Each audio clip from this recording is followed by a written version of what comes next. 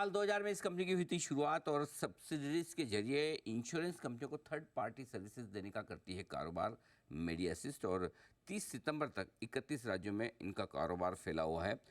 18,000 से ज़्यादा हॉस्पिटल्स और ग्लोबली 141 देशों में, जी हाँ पूरे दुनिया में 141 के बाद बचा क्या है, तो सारे लगभग अंतर्राष्ट्रीय लेवल पर ज़बरदस्त प्रेजेंस रखती है कंपनी की। और रिटेल इंश्योरेंस में जो टीपीए होते हैं उसमें 15% के आसपास और ग्रुप हेल्थ इंश्योरेंस में 42% के आसपास का दमदार मार्केट शेयर है, यानी कि मार्केट लीडर है कंपनी। आइए पहले इशू की जानकारी दे दूँ। 15 तारीख को खुलेगा इशू अगले हफ्ते और 17 को होगा बंद।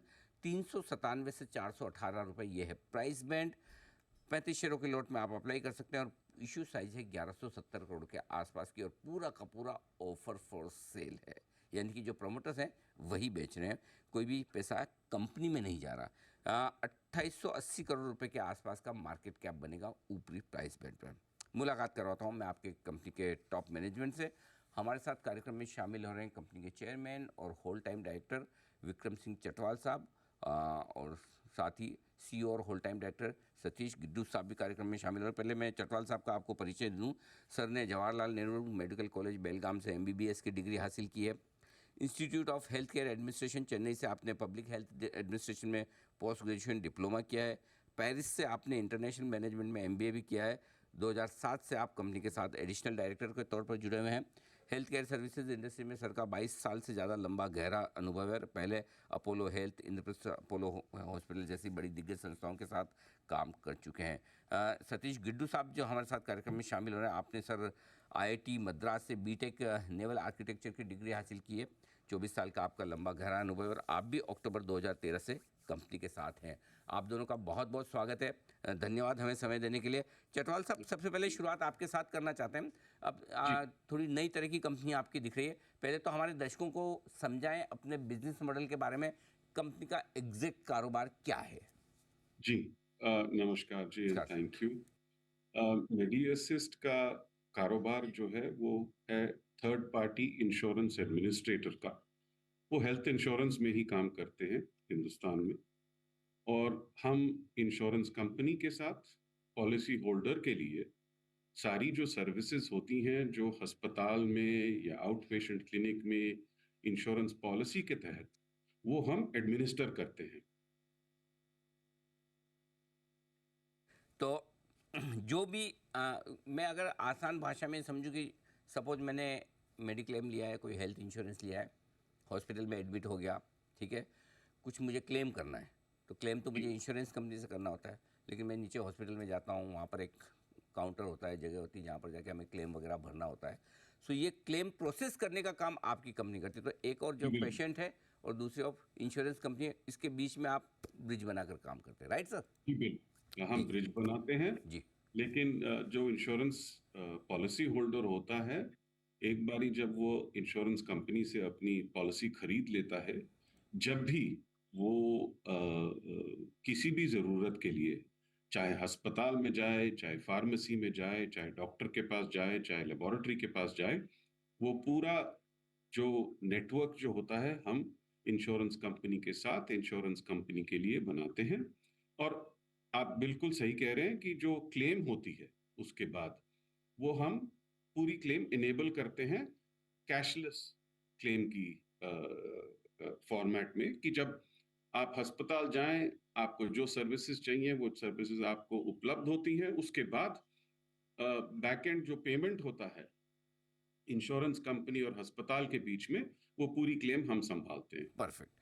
चटवाल साहब, एक सवाल और है, चूंकि आपका 1170 करोड़ का इशू है, पूरा का पूरा ऑफर फॉर सेल है, जी, पैसा कंपनी में नहीं जा रहा है, प्रोमोटर्स अपनी स्टेक बेच रहे हैं, क्या वजह है बेचने के पीछे? और दूसरा है कि अब आपकी स्टेक इशू के बाद 77% से घटकर 46% के आसपास रह जाएगी, जो कि 50% से थोड़ी नीचे। आमतौर पर प्रोमोटर्स चाहते हैं कि 50% मेंटेन रहे, आप नीचे होने पर कंफर्टेबल है, और बेचने के पीछे कोई खास वजह?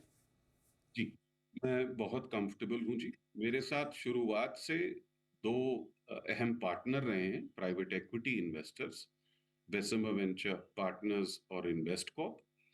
ये जो आईपीओ ओएफएस जो हमने निकाला है, ये उनको अब 10-12 साल हुए मेरे साथ, उनको एक एग्जिट देने के लिए दिया है। और हाई क्वालिटी इन्वेस्टर्स जो अंदर अभी आना चाहते हैं कंपनी में, उन्हें लेके आना चाहता हूं मैं। बात है। सतीश जी, आपसे सवाल मेरा ये कि जो मैं देख रहा हूँ 2016 से लेकर अब तक कंपनी ने करीब करीब 7 अधिग्रहण किए, एक्विजिशंस किए, उसमें से 2 एक्विजिशन तो आपके 2023 के यानी अभी अभी हाल ही में किए हुए।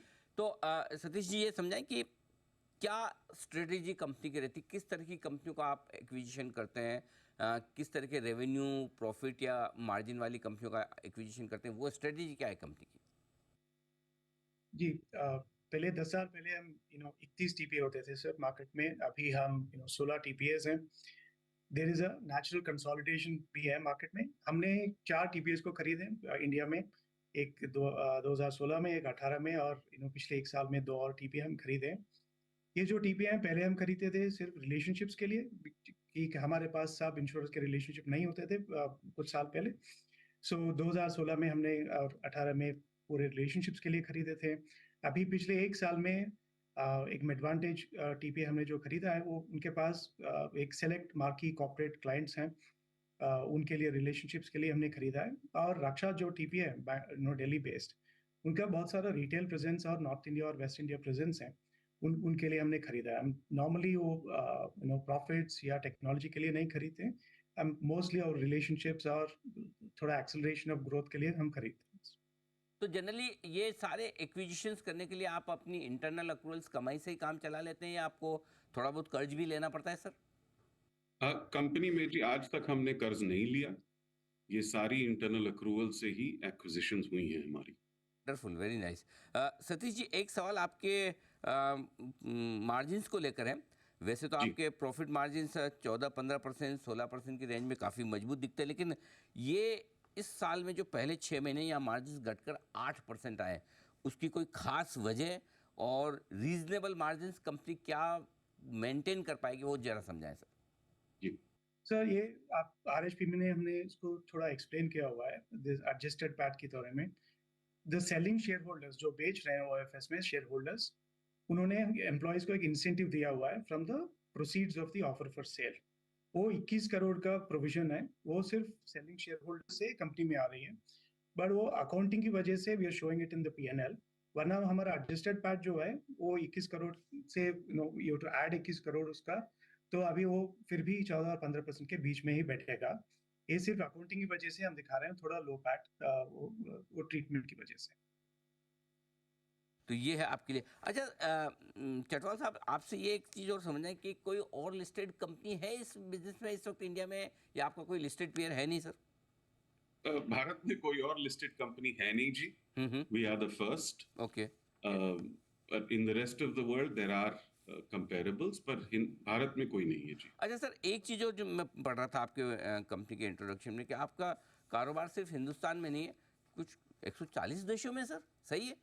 कि हमारा कारोबार सिर्फ हिंदुस्तान में है। जो हमारी ओवरसीज नेटवर्क जो है, हाँ। और जो हमने ओवरसीज कंपनी जो खरीदी थी पिछले साल मेफेयर वीकेयर, हम्म।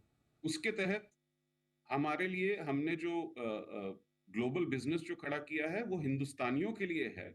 जो इंडियन कंपनीज हो, जो बाहर अपने एम्प्लॉयज भेजे काम के लिए, चाहे इंडियन ट्रैवलर हो, उनके लिए किया है। और हमने वो एक सीमलेस नेटवर्क बना के जो हिंदुस्तान में हम सर्विसेज देते हैं, अब आप 140 देशों में जाके वही सर्विसेज हमारे साथ ही ले सकते हैं। ये very India focused, India centric view है जी। As India globalizes, this is part of the offering कि यहीं नहीं, जहां पे भी आप जाएं इस दुनिया में, वहां आपको सर्विसेज सीमलेसली मिलेंगी। अच्छा चटवाल साहब, देखिए ऑलरेडी आप ग्रुप हेल्थ इंश्योरेंस मार्केट में आपके पास लगभग 42% मार्केट शेयर है, अनडिस्प्यूटेड लीडर है आप वहाँ पर, ठीक है। रिटेल वाले में लगभग 15% के आसपास है। तो अब आगे ग्रोथ का स्कोप क्या है? बहुत सारा स्कोप है सर। अगर आप देखें, आज हिंदुस्तान में करीब 16% पॉपुलेशन के पास हेल्थ इंश्योरेंस है। अगले 5 सालों में हमारा एस्टिमेट ये है कि वो डबल होएगा। करीब 33% लोग इंडियंस हेल्थ इंश्योरेंस पॉलिसी खरीदेंगे। और अगर आपने सुना हुआ होगा, इंश्योरेंस रेगुलेटर और भारत सरकार ने साफ साफ कहा है कि by 2047 health insurance for all. तो अगर आप उस लेंस से देखें, हिंदुस्तान में health insurance is set for growth for the next decades, if not more. Perfect. बढ़िया है, तो आगे भी ग्रोथ की संभावनाएं पूरी पूरी है सर। बहुत बहुत धन्यवाद चटवाल साहब और सतीश जी, आप दोनों का समय देने के लिए, जी बिजनेस के दर्शकों से बातचीत करने के लिए। 15 तारीख को इशू खुलने जा रहा है और आपके इस आईपीओ के लिए हमारी तरफ से बहुत बहुत शुभकामनाएं। Thank you so much sir. बहुत बहुत धन्यवाद। धन्यवाद। धन्यवाद। Thank you.